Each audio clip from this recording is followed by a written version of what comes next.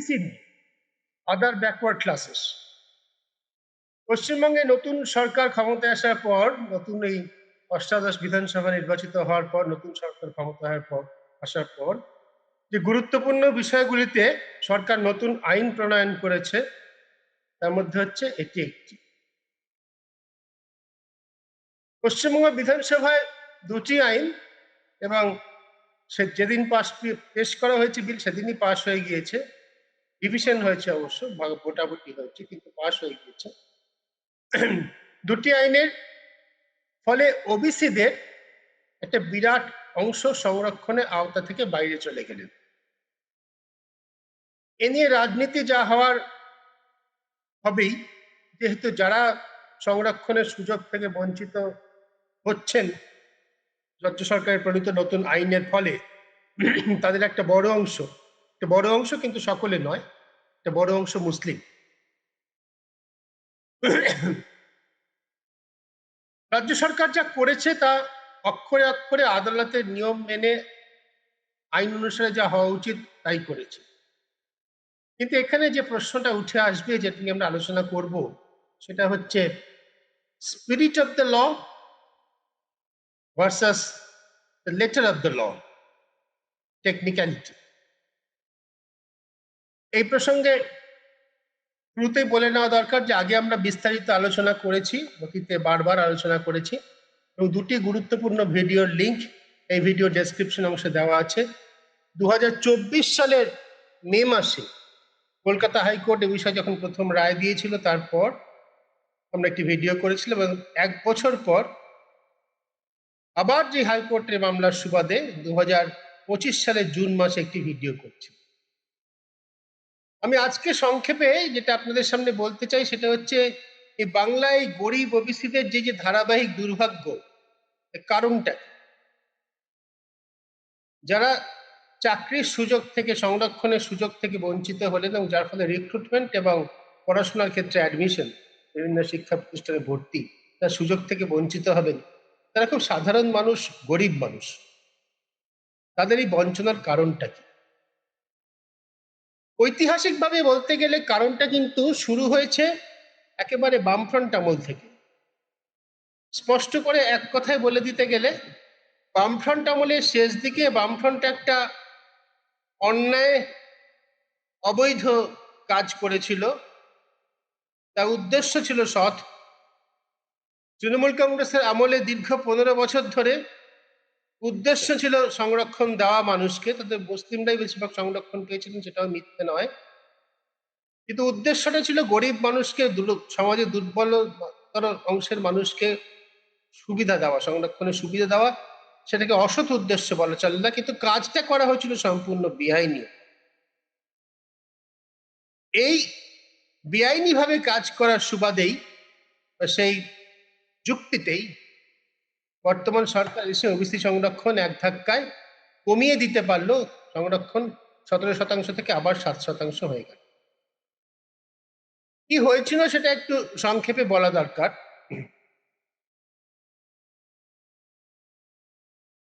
পশ্চিমবঙ্গে 2010 সালে বামফ্রন্ট সরকার চলে গেলে 11 সালে, তার ঠিক আগের বছর 2010 সালের ফেব্রুয়ারি মাসে তদানীন্তন মুখ্যমন্ত্রী প্রয়াত বুদ্ধদেব ভট্টাচার্য ঘোষণা করেছিলেন যে পশ্চিমবঙ্গে মুসলিম ওবিসিদের জন্য সংরক্ষণ হবে। তার কয়েক মাসের মধ্যেই 24 সেপ্টেম্বর 2010 রাজ্য সরকার একটা বিজ্ঞপ্তি জারি করে ব্যাকওয়ার্ড ক্লাসেস কমিশন, যাদের মাধ্যমে এই কাজটা হওয়ার কথা ছিল, তাদের মাধ্যমে কাজটা না করে একটা executive order, backward classes welfare দপ্তর, অনগ্রসর শ্রেণী উন্নয়ন দপ্তর একটা প্রশাসনিক নির্দেশ বলে এই সংরক্ষণ চালু করে। কাজটা আইন অনুযায়ী অবৈধ। এর আগে 7% ওবিসিদের জন্য সংরক্ষণ ছিল। বুদ্ধদেব ভট্টাচার্যের সরকার তার বামফ্রন্টের আমলের কথা বললে 34 বছরের শাসনকালের শেষ 6 মাসের মধ্যে প্রায় এই কাজটা 8-9 মাসের মধ্যে এই কাজটা করেছিল এবং কাজটা আইনের দিক থেকে ঠিকভাবে করা হয়নি। তখনই এর বিরুদ্ধে মানুষ প্রতিবাদ করেছিল। তার পরের বছর 11 সালে মে মাসে তৃণমূল কংগ্রেস সরকার ক্ষমতায় এলো।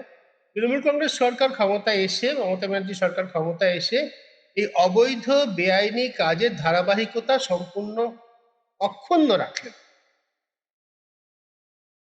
2012 সালে তারা একটা আইন প্রণয়ন করলেন, যে আইনেই বলা হলো যে সরকার এক্সিকিউটিভ অর্ডারের দ্বারাই ওবিসি সংরক্ষণ করতে পারবে।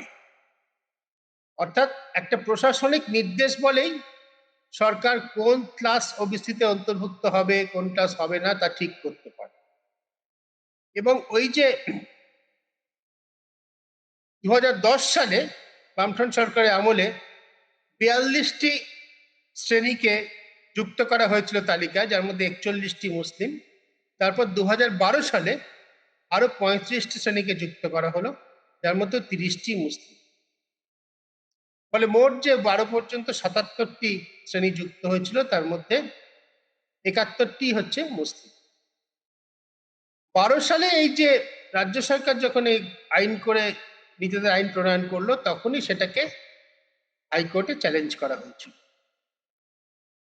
কলকাতা হাইকোর্টের ডিভিশন বেঞ্চ দীর্ঘ 12 বছর শুনানির পর, 12 বছর ধরে মামলা ঝুলিয়ে রাখার পর 2024 সালের মে মাসে 2024 সালের মে মাসে লোকসভা নির্বাচন চলাকালীন, আপনার নিশ্চয়ই মনে আছে 8 দফায় নির্বাচন হয়েছিল, 6 দফা নির্বাচন হওয়া যাওয়ার পরে নির্বাচনের মাঝখানে এই ঘোষণাটা, আদালতের রায়টা এলো।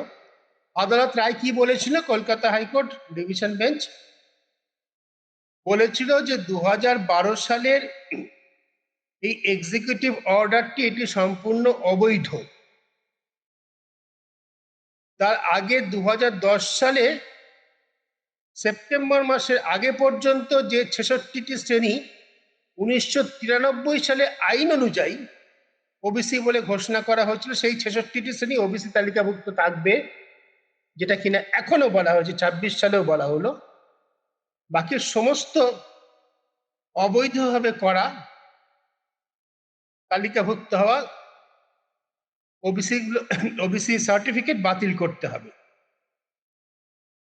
হাইকোর্ট বলেছিল যে রাজ্য সরকারের এই ক্ষমতাই নেই, এক্সিকিউটিভ অর্ডারের বলে এটা করা যায় না। হাইকোর্ট কি কি বলেছিল এটা খুব গুরুত্বপূর্ণ, কারণ এক্স্যাক্টলি সেই বিষয়গুলো এখনো আলোচনায় আসছে এবং ভবিষ্যতে এ নিয়ে যখন আবার মামলা মোকদ্দমা হবেই, হতে পারত, আবারও সেই প্রশ্নগুলি আলোচনায় আসবে।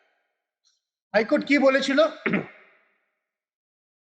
হাইকোর্ট বলেছিল যে 1993 সালের সর্বভারতীয় আইন অনুযায়ী ওবিসি সংরক্ষণের প্রক্রিয়া আছে। প্রক্রিয়া হচ্ছে প্রত্যেক রাজ্যে একটা ব্যাকওয়ার্ড ক্লাসেস কমিশন থাকতে হবে, কেন্দ্রীয় স্তরে সেরকম একটা কমিশন থাকতে হবে। রাজ্য স্তরে সেই কমিশনের মাথায় থাকবেন একজন হাইকোর্টের প্রাক্তন বিচারপতি, কেন্দ্রীয় স্তরে থাকবেন সুপ্রিম কোর্টের প্রাক্তন বিচারপতি। তারা কিভাবে কোন শ্রেণী, কোন ক্লাস ব্যাকওয়ার্ড ক্লাসেসে অন্তর্ভুক্ত হতে পারবে কি পারবে না, কিভাবে তারা নির্ধারণ করবেন?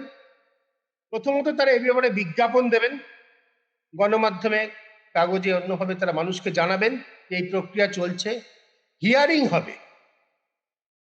হিয়ারিং হবে অর্থাৎ কোনো শ্রেণী, কোনো ব্যক্তি যদি আবেদন করেন যে তিনি ব্যাকওয়ার্ড ক্লাসেসে অন্তর্ভুক্ত হতে চান, আর ওবিসি মানে শিডিউল ক্লাস ট্রাইব ছাড়া অন্য ওবিসিতে অন্তর্ভুক্ত হতে চান, তিনি আবেদন করতে পারেন। সে আবেদনের ভিত্তিতে শুনানি হবে। শুনানিতে ঠিক যেমন বিচার প্রক্রিয়াতে হয়, কেউ যেমন আবেদন করতে পারেন অন্তর্ভুক্ত হওয়ার জন্য, তেমনি তার অন্তর্ভুক্তির বিরুদ্ধেও কেউ কথা বলতে পারে। কমিশন সিদ্ধান্ত নেবে, তৃতীয় পয়েন্ট হচ্ছে কমিশন সিদ্ধান্ত নেবে ডেটার ভিত্তিতে, তথ্যের ভিত্তিতে। তথ্য কারা জোগাড় করবে? কালচারাল রিসার্চ ইনস্টিটিউট বলে পশ্চিমবঙ্গ সরকারের একটি সংস্থা আছে, তাই ভুলে গিয়েছেন অনেক। এই সংস্থার কাজ হচ্ছে এই তথ্য জোগাড় করা, ফিল্ড স্টাডি করে, ক্ষেত্র সমীক্ষা করে, মাঠে ময়দানে গিয়ে তারা খোঁজ খবর নিয়ে তথ্য সংগ্রহ করবেন যে সত্যি সত্যি যে দাবিটা করা হচ্ছে ওবিসির অন্তর্ভুক্ত হওয়ার জন্য, সেটা যথোপযুক্ত কিনা। কমিশন কিসের ভিত্তিতে সিদ্ধান্ত নেবে? দুটি পয়েন্টের কথা বলা হয়েছিল, অত্যন্ত গুরুত্বপূর্ণ। এক হচ্ছে অনগ্রসরতা, সত্যি সত্যি আর্থিকভাবে সামাজিকভাবে সেই শ্রেণীটি অনগ্রসর কিনা, এবং দুই হচ্ছে সরকারি চাকরিতে রাষ্ট্রায়ত্ত সংস্থায় তাদের যথাযোগ্য প্রতিনিধিত্ব আছে কিনা। যুক্তির দিক থেকে, আইনের দিক থেকে অত্যন্ত গুরুত্বপূর্ণ দুটি পয়েন্টই। অনগ্রসরতা যেমন একটা মাপকাঠি, তেমনি প্রতিনিধিত্ব অবশ্যই একটা মাপকাঠি হওয়া উচিত। যে সমস্ত অনগ্রসর শ্রেণী ইতিমধ্যেই রাজ্য সরকারের চাকরি বা রাষ্ট্রায়ত্ত সংস্থার চাকরিতে যথেষ্ট প্রতিনিধিত্ব তাদের রয়েছে, তারা নিশ্চয়ই অনগ্রসরতা দাবি করতে পারেন না।